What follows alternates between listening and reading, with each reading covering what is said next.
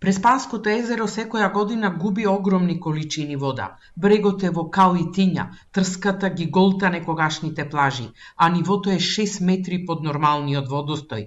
Состојбата на терен е повеќе од загрижувачка и веќе е неизвестно ќе има ли идни на Преспанското езеро. Продолжува драматичното повлекување на водата во Преспанското езеро. Климатските промени и долгогодишната негрижа се причина за оваа еколошка катастрофа.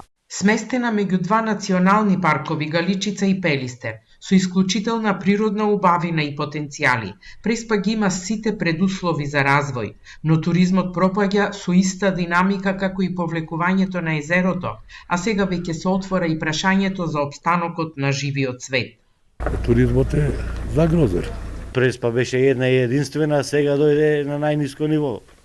Па некој вид на риби се намали. Ради нема мрестилишта, нема ова, многу работи ги нема.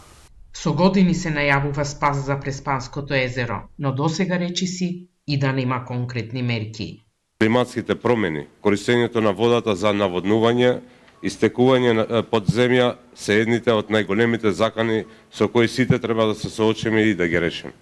Овие проблеми не можат да чекаат и затоа е потребна идна и координирана акција.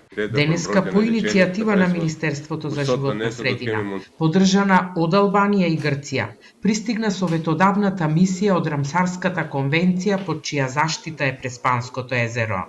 And we would like here to see renewed attention, stronger investment, as we already know the route is already very rich with actors supporting these lakes as EU, UNDP and GEF and the governments, the three governments, and we would like to see these renewed efforts for even greater success. Советодавната мисија деновиве ќе биде во обиколка на Преспа во трите држави, пошто ќе изготви препораки за идно управување со езерото.